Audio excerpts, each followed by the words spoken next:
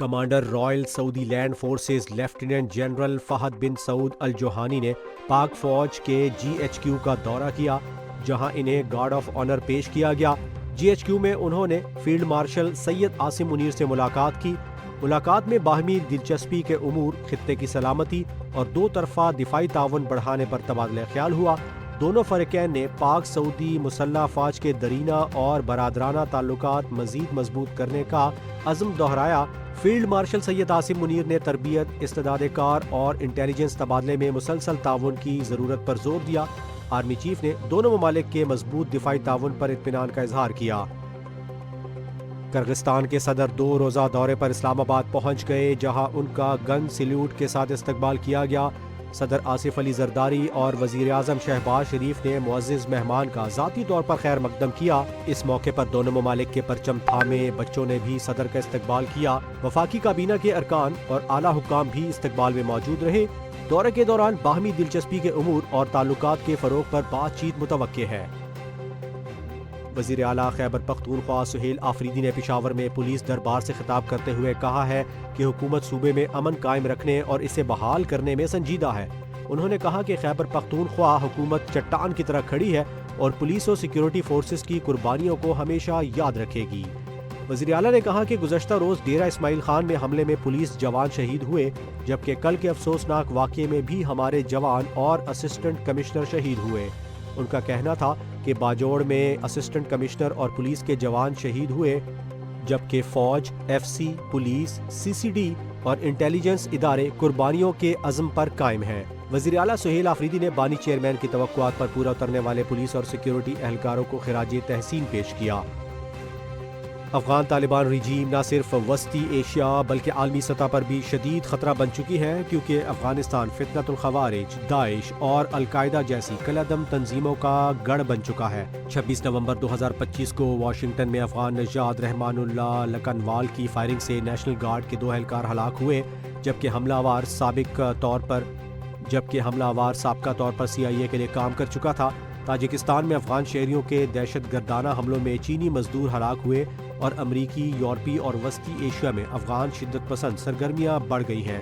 پاکستان سمیت بین الاقوامی ذرائع نے طالبان کی دہشت گردوں کے لیے پشت پناہی پر خدشات ظاہر کیے ہیں، جبکہ دنیا کے کئی ممالک افغان شدت پسندوں کو ملک بدر کر رہے ہیں۔ رپورٹس کے مطابق طالبان کے دوبارہ اقتدار میں آنے کے بعد خطے میں دہشت گردی کے خطرات میں اضافہ ہوا ہے اور عالمی ادارے افغانستان کو امن کے لیے خطرہ قرار دے چکے ہیں۔ یورپی یونین کے رہنماؤں نے واضح کیا ہے کہ یوکرین اور یورپی ممالک کی شمولیت کے بغیر یوکرین جنگ کا کوئی بھی امن معاہدہ قابل قبول نہیں۔ پیرس میں یوکرینی صدر زیلنسکی سے ملاقات کے بعد فرانسیسی صدر میکرون نے کہا ہے کہ روس یوکرین امن منصوبہ صرف تب ممکن ہے جب یورپ اور یوکرین مذاکرات میں شامل ہوں۔ چائنا ڈیلی کے مطابق فرانس، جرمنی اور دیگر یورپی رہنماؤں نے مشترکہ موقف اپناتے ہوئے کہا ہے کہ یورپ کے بغیر کسی منصوبے پر بات بھی نہیں ہو سکتی۔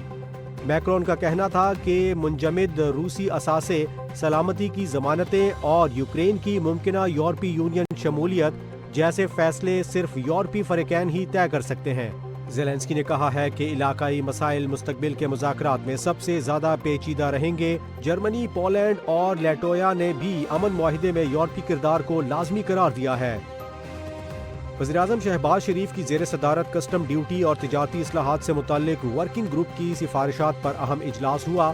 وزیراعظم نے کہا کہ 2 طرفہ اور راہداری تجارت کی کسٹم ڈیوٹی کی بارڈر پر مؤثر نگرانی انتہائی ضروری ہے۔ ان کا کہنا تھا کہ صنعتی پیداوار اور تجارت میں اضافے کے لیے شعبہ جاتی تجاویز اور مسائل کی درست نشاندہی ناگزیر ہے۔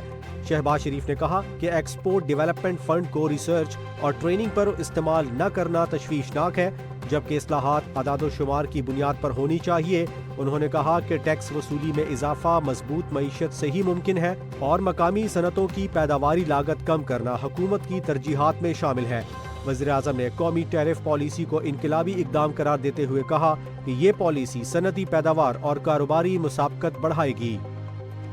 سعودی عرب کے شہزادہ عبداللہ بن فہد بن عبداللہ بن عبدالعزیز بن مساعد بن جلوی السعود انتقال کر گئے۔ ایوان شاہی کی جانب سے جاری اعلامیے میں تصدیق کی گئی ہے کہ شہزادہ عبداللہ کا انتقال بیرون ملک ہوا۔ سعودی میڈیا کے مطابق شہزادہ عبداللہ کی نماز جنازہ منگل کو ریاض کی جامع مسجد امام ترکی بن عبداللہ میں عصر کی نماز کے بعد ادا کی گئی، جس میں ریاض ریجن کے گورنر اور دیگر اہم شخصیات نے شرکت کی۔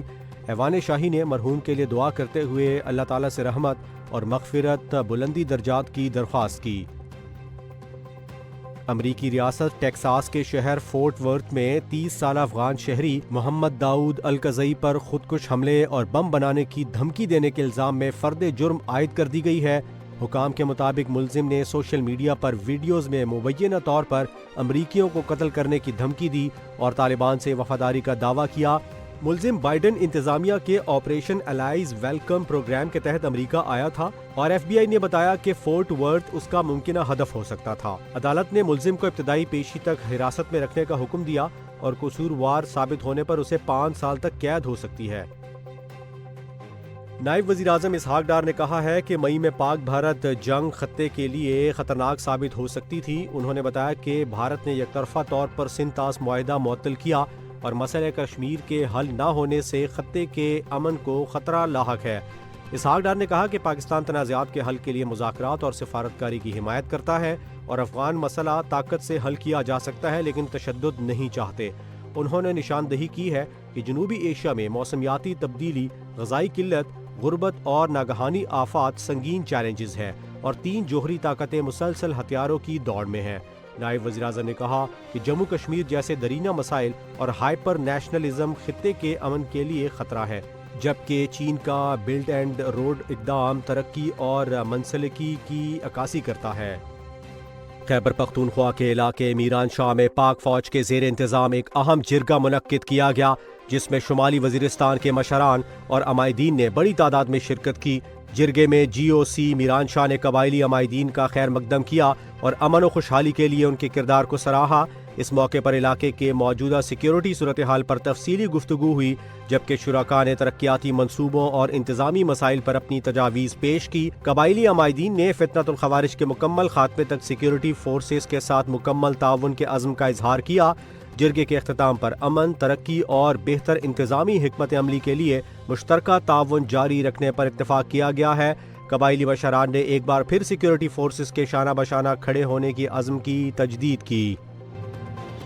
بھارت کے لیجنڈ بلے باز وراٹ کوہلی نے جنوبی افریقہ کے خلاف رائے پور میں دوسرے ایک روزہ میچ میں سنچری بنا کر سچن ٹینڈولکر کا منفرد ریکارڈ برابر کر دیا۔ یہ ان کے ون ڈے کیریئر کی 53ویں اور مجموعی طور پر 84ویں انٹرنیشنل سنچری تھی۔ رائے پور میں ان کی پہلے ون ڈے سنچری یہ ثابت ہوئی۔ وراٹ کوہلی اب 34 مختلف وینیوز پر سنچری بنانے والے دوسرے کھلاڑی بن گئے ہیں۔ اس فہرست میں پہلے نمبر پر سچن ٹینڈولکر، تیسرے نمبر پر روہت شرما 26 وینیوز کے ساتھ ہیں۔